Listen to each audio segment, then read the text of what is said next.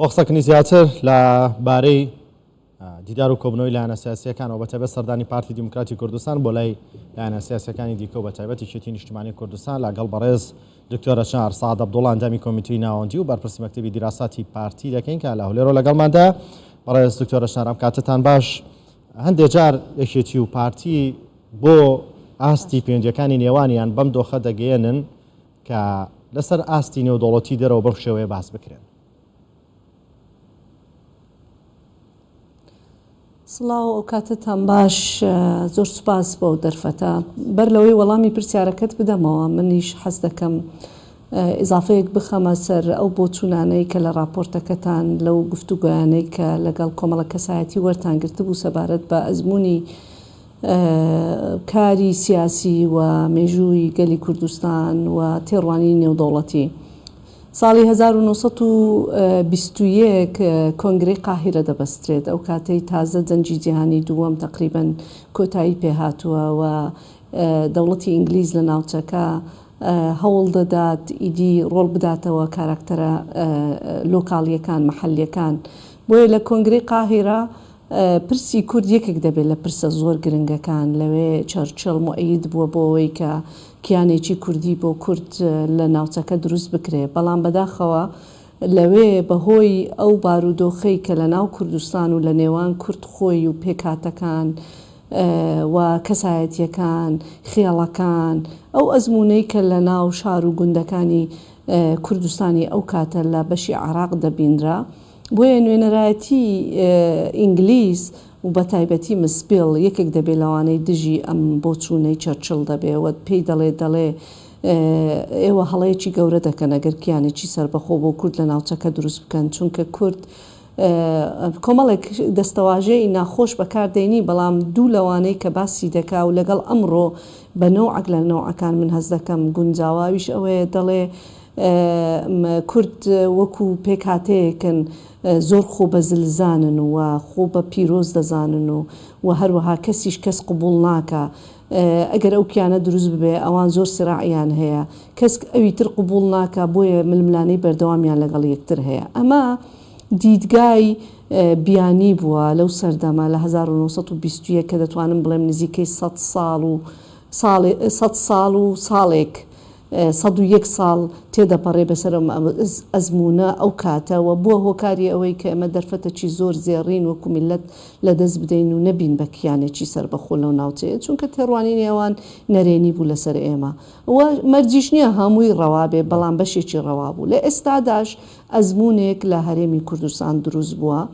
ئەوە تەمەنی دەبێتە 30 ساڵە، بەڵام بەداخەوە ئێمە هێشتا جیرۆدەی ململانەی ناوخۆین لە نێوان هێزە سیاسیەکان. بۆیە ئەمە ڕەنگە ببێتە هۆکاری ئەوەی کە ئەم ئەزمونە بەدەست هاتووە و ئەو پشتیوانی نێودەوڵەتی کە ئێستا هەمانە بۆ ئەم ئەزمونە بۆ ئەوەی سەر بکەوێ، بۆی پێش بکەوێ، جارێکی کە وەکو لە دیدگای جەنین بلاسقارت و ناوەندە نێودەوڵەتیەکان و دۆستەکانمان هەمیشە ئینزارمان دەدەنێ، ئاگدارمان دەکەنەوە ئەگەر هەیە دۆستەکان ماندوو ببن و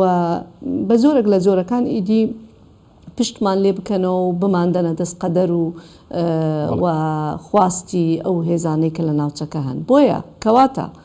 مێژووی ڕابردوومان وامان پێ دەڵێ و ئێستا کەشوا دەخوازێ و خەڵکی ئێمەش ئەوە داواکاریەکەیتی ئەوان بە شێوەیەکی فەرمی دەسەڵات و ئیدارەدانی حکومڕانی ئەو وڵاتیان دایتە بەردەستی ئەو هێزانەی کە شەرعیەتی هەڵبژاردنیان هەیە. کەواتە ئێمەش پێویستە لەسەر هەموو ئەو پرسانەی ناکۆچیمان هەیە ئەم ئەزمونانە دووبارە نەکەینەوە، ئەو هەرێمەی کە هەمانە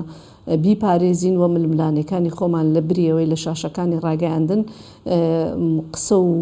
و پەیام بنێرین و پەیامی زبر ئاڵوگۆڕ بکەین و باشترە لە سەمێزی گفتوگۆدا بنیشین و چارەسەر بۆی ببینینەوە. بۆیە ئەو هەنگاوی پارتی دیموکراتی کوردستان زۆر ئەرێنیە، زۆر خزمەتی ئەوە دەکا و بەرنامەیەکی هەیە لە دەرگای هەموو حزبە سیاسیەکان دەدات و گفتوگۆ دەکات و بەڵام بێگومان یەکێتی نیشتیمانی کوردستان یەکێکە لەو هێزە سەرچیانەی کە بەرنامەی هەیە دانیشتنیان لەگەڵ بکە بۆ ئەوی ئەو ساردەی کە هەیە کۆتایی پێبێت. دکتۆرە چاودێرانی سیاسیۆنی قسەمان لەگەڵکردن دەڵێن بە قسە ناکرێ، ئەو بڵێ من ئامادەی کۆبوونەوەم، ئەمیش بڵێ من ئامادەم سەردام بکەم، بۆ نایکەن، بۆ نمونە بۆ ئێستا پارتی هەڵناسێ بچێتە سلێمانی لەگەڵ یەکێتی کۆبێتەوە. بابۆچوونی من پارتی دیموکراتی کوردستان دەست پێشخەری کردووە هەرەوەی کە دەستی بە جەولە کردووە بۆی سەردان بکاوە من تەوقع دەکەم حتمما بەرنامە ڕێژی دەکرێت بۆی ئەم سەردانە ببێ و پارتی بە ڕسمی لە زاری وتەبێژی خۆی ئەمەی ڕاگەیاندووە نە شوێن نەکات هیچ مەرجێکی پێشوەختە نییە بۆ ئەوەی بڵێن کەواتە دەبێت لە فلان شوێن بێ لە فلان تەوقیت بێ ئامادەباشی تەواوی هەیە بۆ ئەوەی گفتوگۆ و دانوستاندن بکرێ ومێت دەکەم کە یەکێتی نیشتیمانی کوردستانیش بە هەمان هەنگاو کە پارتی دەیەوێت بێتە پێش ئەوانیش بێنە پێش ئەگەر هەر سەرنج و تێبینێکیان هەیە بەڕاستی کێشەکانی پارتی یا کێشەکانی یەکێتی یا کێشەکانی ئەحزابی سیاسی کوردستانی لەگەڵ خەڵک نییە بۆەوەی لە شاشە و لە تەلەڤیزیۆن و لە بەلاغ و لە وتار و گوتارەکان ئێمە بە خەڵکیان ڕابگەێنین بەڵکو کێشەکانمان لەگەڵ یەکتریە کەواتە باشترین شوێن بۆ ئەوەی گفتوگوی لەسەر بکەین مێزی دانوستاندنە و لە ژوورەکانە و یەکتر نزیک بوونەوەیە نەک لە شاشەکانی میدیا و یان لە ماڵپەڕەکانی سوسیال میدیا و شوێنانە پەیام بگۆڕینەوە و پەیامی زبر بەداخەوە ئەو ڕۆژانە لەسەر هەندێک هەنگاو لەسەر هەندێک مەسائل بەلاغ لە دوای بەلاغ پەیام لە دوای پەیام و ئەمە هیچ لە بەرژەوەندی چارەسەرکردنی دکتۆرە پێتانەوە ئەمە خەتای چییە هەر ئەنجام و کەسانی بەڵادەستی یەکێتی و پارتینەوە پەیامانە ئاڕاستە یەکترەکەن خۆ چی کات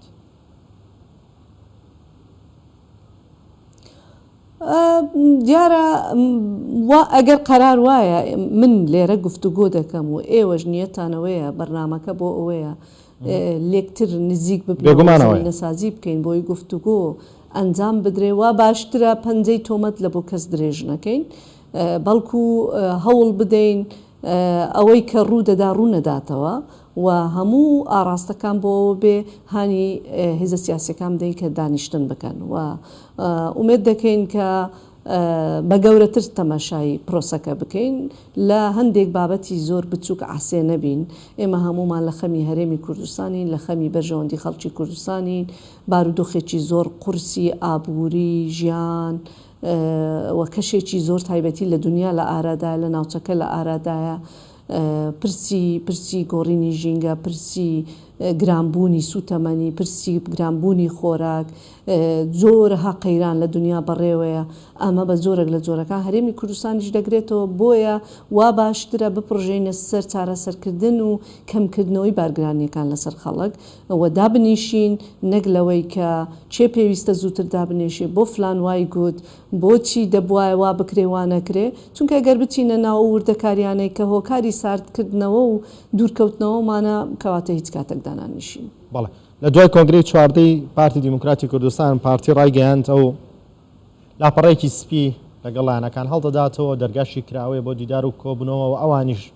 لە دوای کۆنگرە سەردانی لایەنەکان دەکەن و دوێنێ سەردانی یەکگرتویان کردو لە داهاتوودا سەردانی لایەنە سیاسەکانی دیکە و یەکێتی نیشتیمانی کوردستانی شەکەن بەڵام هەندێک لە چاودێرانی سیاسی دەڵێن پارتی ئەو دەرگای کردوێتەوە هیچ مەرجێک نییە بەنێو تێپەڕین بەنێو دەرگاکەدا. نەخێر پێم وانە مەرجێکی دیاری کرا و هەبێت بۆ گفتوگۆ بەڵام ڕەنگە لە میانی بەرنامە و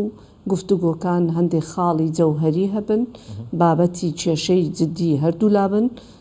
لەوێ دەکرێت بە گفتوگۆکردن ڕێگاچاری بۆ ببیندرێتەوە بەڵام مەرجی گفتوگۆکردن لە ئارادانیە ئەوەندەی من بزانم. بەڵێ جگەر لە گفتوگۆ و دانیشتن لایەنە سیاسەکانی هەرێمی کوردستان بە تایبەت پارتی و یەکێتیش ڕێگە چارەکی دیکەیان لە بەردەمە ئەوە باشترین چارەسەر نییە بۆ ئەوان بە تایبەت بۆ ئاشتی کۆمەڵایەتی بۆ ئارامی هەرێمی کوردستان بۆ بەهێزی و پاراستنی هەرێمی کوردستان. 100% جگە لە دانیشتن و گفتوگۆکردن 100% لەگەڵەوەم کە هیچ ڕێگای دیکەمان نییە ئێمە با تۆزێک ئاور دێنەوە لە دواوە ناگەڕینەوە 100 ساڵ پێش کە زۆر دەستکەوتمان لە دەستداوە بەڵام بابینەوە ئەو قۆناغەی کە شەڕی ناو خۆمان کرد ئێمە گرژیمان هەبوو کێشەمان هەبوو تووشی شەڕی ناوخۆ بووین بەداخەوە کۆمەڵە خەڵک بوونە قوربانی کۆمەڵک خەڵکی عزیزمان لە دەستدا بەڵام لە نەتیجە دوای چەند ساڵ گرژی و ناخۆشی و تێکدانی بارودۆخ و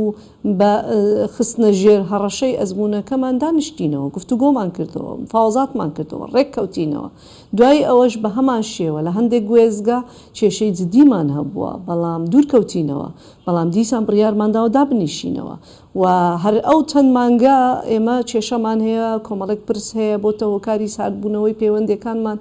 و دانانیشین گفتوگۆ ناکەین بایکۆتی کۆبنەوەتی حکوومەت و ئەنجومەنی وەزیران دەکەین من پرسیارێک دەکەم لە هەردوو لامان ئایا توانیمانە بەو دووربوونە لە یەکتری ئەو کێشانەی کە هەمانە و بەردەوام گفتوگوی لێ دەکەین چارەسەر ببن من پێم وایە کێشەکان هەروەکو خۆیانن نەک هەروەکو خۆیان بەڵکو چەندی دووربین گەورەتر دەبن ئاڵۆزتر دەبن کەواتە جارێکی دیکە دەبێ سوود لەو ئەزمونانە وەربگرین کە هەمان بووە تێمان پەڕاندووە و بگەڕێنەوە سەرمێزی گفتوگۆکردن بە تێبینیەکانمان و سەرنجەکانمان و نیگەرانیەکانمان ڕاستەوخۆ بە یەکتری بڵین نەک لە ڕێگای ئازاردانی دەروون و بازار و بارودۆخی خەڵکی کوردستان چونکار بۆ ئەگەداریت ئەم بارودۆخە کاریگەری هەبووە لەسەر ڕۆشی بازاڕیش خەڵکی کاسبکار خەڵکێک هەیە پێویستی بە ئاسوودەیە پێویستی بە ئاسوودەیی دەرونیە ترس لە جەنگ ترس لە تێکچوونی ئارامی و ئاسوودەیی ئەم وڵاتە خەڵکەراسان دەکات خەڵکی کوردستان بەردەوام فۆبیای ژیان لە ناو کێشە و لە ناو تێکچوونی بارودۆخی ئارامی و ئاسوودەیی بازار و کوردستانی هەیە بۆیە بچووکترین یان گرنگترین بەرپرسیارەتی ئێمە ئەوەیە کە ڕێگە نەدەین ئەم بارودۆخە دروست ببێ و خاڵێکی تر زۆر جەوهەری و گرنگاویش ئەوەیە من پێم وایە ئەو هێزە سیاسیە کوردستانیە براوەیە کە ڕێگە نەدا ئاسوودەیی خەڵکی کوردستان تێک بچێ ئەو هێزە سیاسیەی کوردستان سەرکەوتووە و مەقبولە و پێگەی هەیە و دڵخوازی خەڵکە کە کەمترین کێشە دروست دەکات و هەمیشە هۆکاری تەباییە بەداخەوە هەندە جار هەست دەکەم طبعاً بە تعمیم ئەوە ناڵێم بەڵام هەندێک کەسمان هەیە لە ناو ئەحزابی سیاسی کوردستان بەبێ ئیستیسنا هەندێک جار هێز لە دروستکردنی گرژی و لە گۆڕینەوەی پەیامی ئاگرین دەبینەوە بەڵام من پێم وایە دروستکردنی کێشە هێز و قورسایی و سەرکەوتنی هیچ هێزەکی سیاسی نیشان نادا بەڵکو ئەمە زۆعفە دروستکردنی ئارامی و ئاسوودەیی ئەمە بەڕاستی هێزە و ڕێککەوتن و تەبایی لە نێوان هێزە سیاسیەکانی کوردستان بەڕاستی ئەمە سەرکەوتنە بۆیە هەر هێزەکی سیاسی لەوەدا دەست پێشخەری بکە لەو هەنگاوانە لە نزیک بوونەوە لە دروستکردنی